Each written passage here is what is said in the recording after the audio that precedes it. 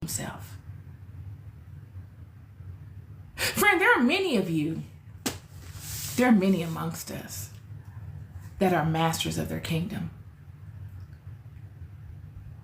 I spoke to Moses yesterday about having the experience at the burning bush, and then God coming upon him and telling him to do something phenomenal. Go into Egypt and take these children.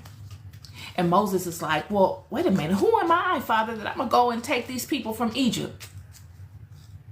And I spoke to that Moses wasn't afraid of Balaam. I don't think Moses was really even afraid of Pharaoh. Moses was afraid of these people, y'all.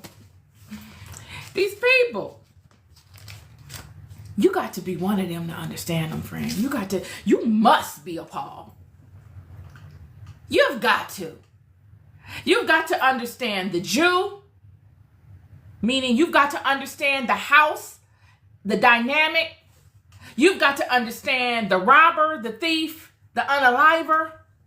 You've got to be able to step with him. You've got to be able to understand the one that's holy. You've got to be able to walk with them.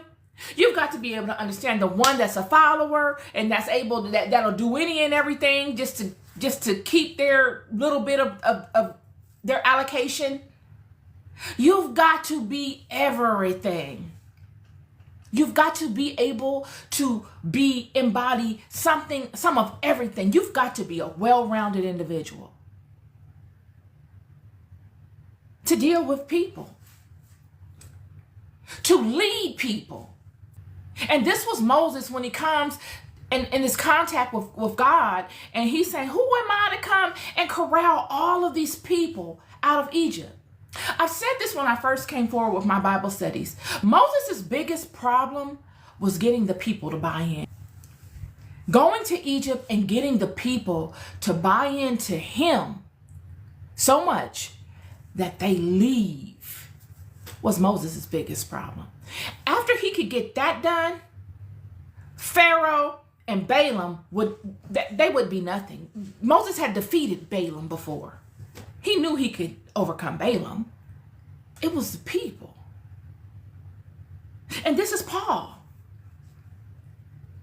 This is what lets me know without a certainty that Paul really had an encounter. Because when I first heard the story of Paul, I thought Paul is a charlatan, snake oil salesman. Here we go. Capitalist. Opportunist. But you got to have more than that to do what Paul did. You've got to be indebted. Paul was indebted. I keep telling you, this God is a God that leads from the back way. He is the God that will take the least advantage route because he knows you're going to owe him. He knows he is up for the challenge, and his children are. It's something about his children. They don't shy away from a challenge. It's a knowing. I don't know how to even put my finger around it to give you its texture. But you all know, many of you know it. It's a know. You ever been in a situation where people doubted you and they just did not have any faith in you, and you probably didn't know how it was going to come together, but you knew you could? The little engine that just knew it could. Paul is on the opposite side of this. Paul gets indebted out of love. Paul actually thought he was doing the right thing, coupled with people pleasing. But he actually, for the most part, thought he was doing the right thing until he has an encounter, until he has a situation arise within his life that he cannot discredit. He can't, it hasn't come to him by way of somebody's gossip. It didn't come to him as a third-party situation. Paul has had a revelatory experience with something very powerful, Jesus. And it must have been so expansive and powerful that he cannot divert it off to the genies or the shaitans. It is beyond anything that they can do to trick an individual. Paul has come into a knowing, and he acts immediately to write it because he knows what? He is indebted. And his indebtedness, just by itself, is enough to fuel him forward in doing every single thing that he did. And yet he will go on to speak to how he would have to control himself. How does he control himself? What do you mean by he has to control himself? When you come in and out of such profound experiences as someone like Paul, you've seen the full spectrum of God's movement through you in your life. The level of wisdom and of knowing that one person can come into, like a Paul, can overwhelm you. You will think you're bigger than the program, friend. You'll think that you're so special, that there's no one that can compare to you, that there's no one on your level, that you somewhat take on a God-like personification amongst your brethren. But yet, if you don't check yourself, nor, let's just say this, if you don't keep yourself in alignment, if you are not dedicated before you come into that knowledge, if your internal structure is not set up in a way that it is actually strong and aligned, before you have all of these profound experiences, and before you come into the knowing is the most important part. Before you come into the knowing, if you haven't already aligned, it'll corrupt you. It will defeat the power. It will undermine it. You will make it about you. Yet God, in all of his mastery, will probably know that Paul was not all the way solid. So what would God do? God would put the buffer of Satan on his behind.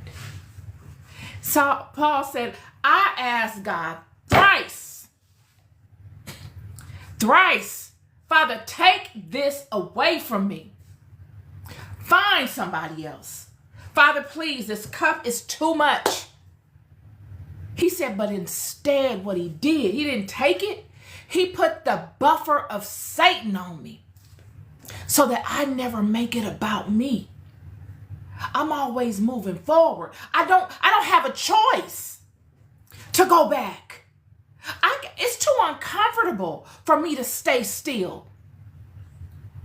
I got to keep moving forward. When you think that I'm getting stiff and still and incapacitated, I'm just resting. The buffer of Satan is allowing me rest for the next leg of the journey. But I constantly move forward. Why? Because it's too uncomfortable for me to stay still. It's beneath me, this thing that I'm wrestling with. What some other person would find rest in, I could never rest in it. I'm not set up that way. I expect more from myself. I command more from myself. And whenever I think that I can find some rest in it, God allows me to rest for a season, and I say, you know what, this is not it. I can't do this. He who is within me, are you crazy? What is going on here? Let me get myself up. And these are champion things, friend. These are accountability things. And this is Paul. Paul said he put the buffer of Satan on me. So when you read verse 27, but I keep under my body and bring it into subjection, lest that by any means, when I have preached to others, I myself should be cast away. He's saying, I hold on to that which is I need to sustain me. I don't give everything. I'm no fool. I don't look like that which I am, because I am no fool. I am humble. I myself don't know the totality of that which I am, because God didn't ordain for me to know, lest I corrupt myself, lest I undermine the integrity of all God has fashioned me to do. Friend, God will put you in a state of ignorance at levels of your own self. Other people will see things in you and look at you and say, he doesn't even know what he has. You know why? Because God has something in store for him that he needs to be able to be humble to receive, lest he undermine the credibility of it all before it even bursts.